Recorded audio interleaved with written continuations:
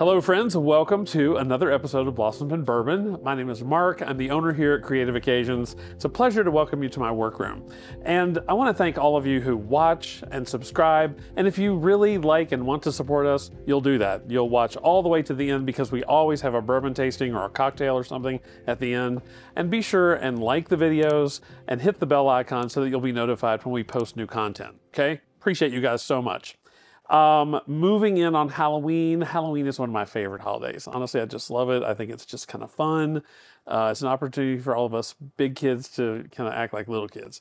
So anyway, I found this great container, and we've spent a lot of time in the last couple episodes talking about containers and how they can kind of emphasize or kind of influence the design.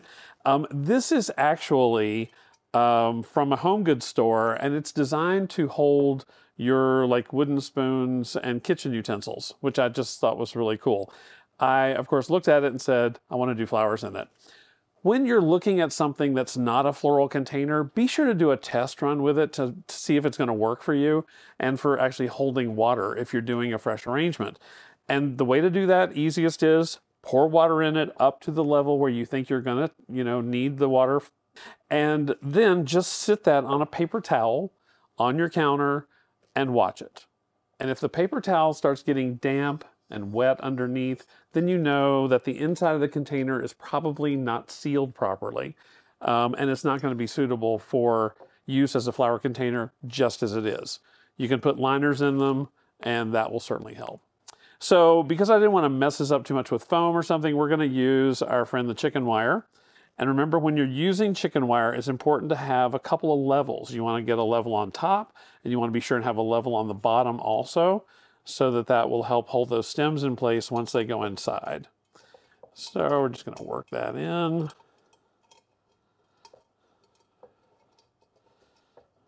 All right, so if you can see from the camera up above, that's got a great number of levels, different kind of angles and all that for the openings of the chicken wire. It's going to work great. All right, so the color scheme I chose for this arrangement is an analogous color scheme. We talked about that before. They're neighbors on the color wheel. So we're doing the blue, purple, violet, red, dark red colors. So they're all kind of relating on the color scheme. And I've got these absolutely stunning purple hydrangeas. So we're going to put that in first, just because that is going to take up a fair amount of space and also kind of help to hold some of the other flowers in place. You know, we've talked about using hydrangeas as a mechanic. Looks like a crazy hat already, doesn't it? Kind of on the face of that. Here we're starting to get cold weather in our area, and we have these really pretty pots on our patio at home, and there's coleus in the pots.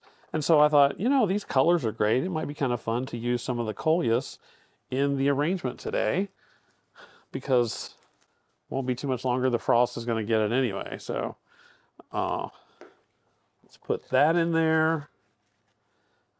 Love the green, love that reddish color with that.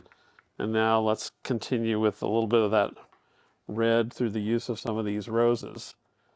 This is this rose is called Heart. It is a dark, dark red rose. So when you're trying for a burgundy tone, this is a rose that you'll want to use because it doesn't read as quite as red as some varieties. Beautiful, beautiful shade. And I'm going to kind of keep this a little tight. I don't want to go too crazy tall with this. Pulling a little green hypericum to kind of also emphasize the green on the leaves of the coleus. Oh, let's do this. This will be fun. I've got these gerbers.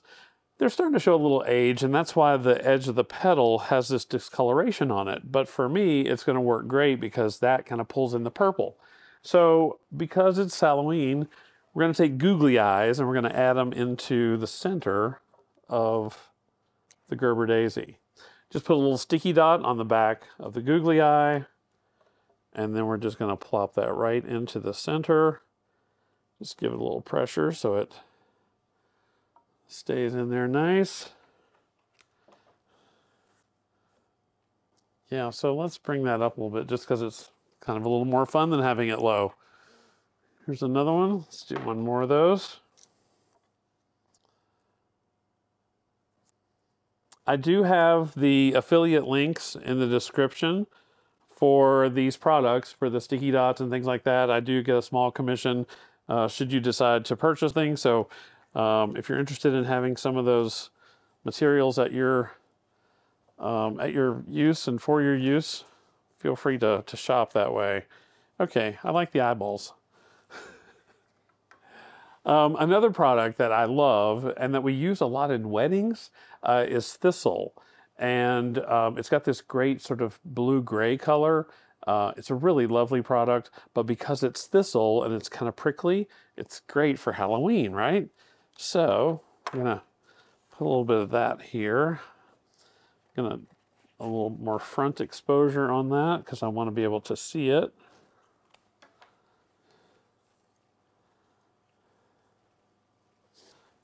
All right, some mums. Mums are very prevalent this time of year. Very easy to find and source, pretty inexpensive, great colors. Another great texture too. They almost have like a little dahlia shape or texture to them, which makes them super nice for what we're doing here.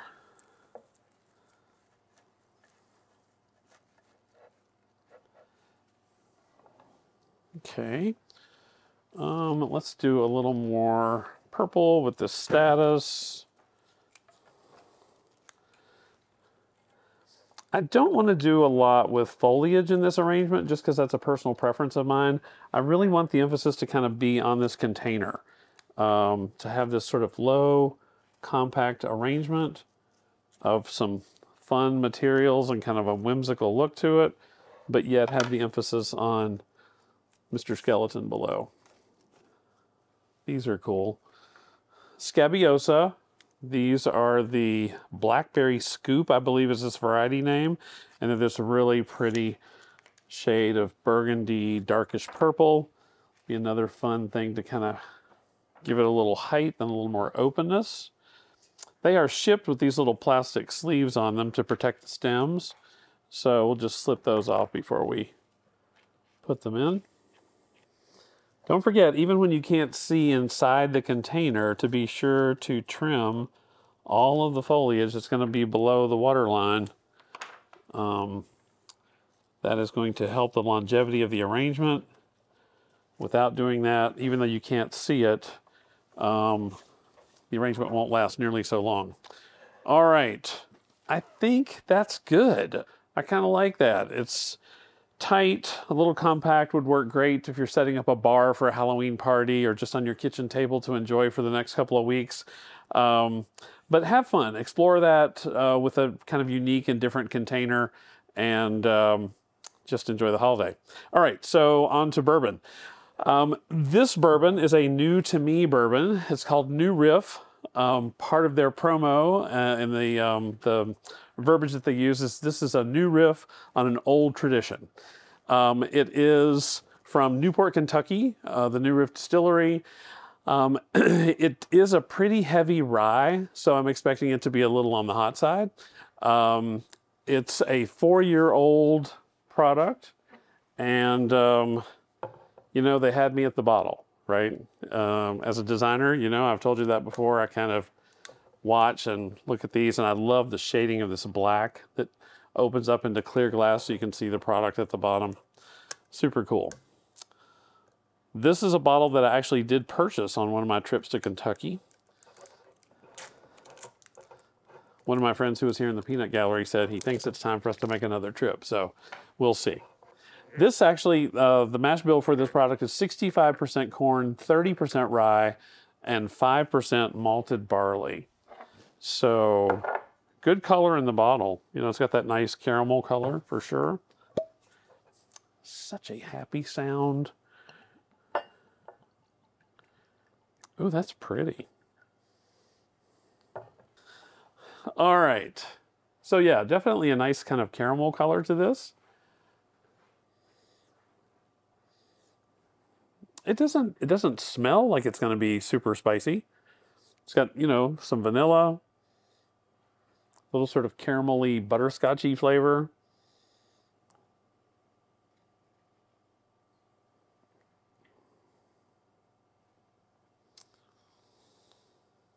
You definitely get a little bit of the spice when you taste it, though. Kind of sits at the back of my mouth, which is my sweet spot for the hot ones.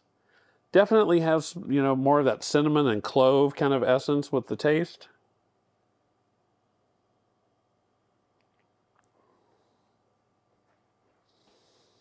Like a dark berry, almost like a blackberry or something, I get a little bit of. The finish is a little bit longer. It's not unpleasant at all. I think this one is, Jason, what did you say? It was 100 proof on the bottle? Yeah, 100 proof on this one. So it is a little bit stronger. It's got a little bit of a kick to it. I was talking to a gentleman at the ABC store in line not long ago, and he said he never buys anything unless it's at least 100 proof or more. He'd be a fan of this one for sure. But New Riff from the New Riff Distillery in Newport, Kentucky. And I guess that about wraps up this Halloween episode. So again, thank you so much for watching. Please be sure to like, subscribe, hit the bell icon so you'll be notified of new content. We appreciate you guys so much and you hanging in there with us. I hope that you watched it this far because you're enjoying bourbon at home. And until next time, cheers to you and to flowers every day.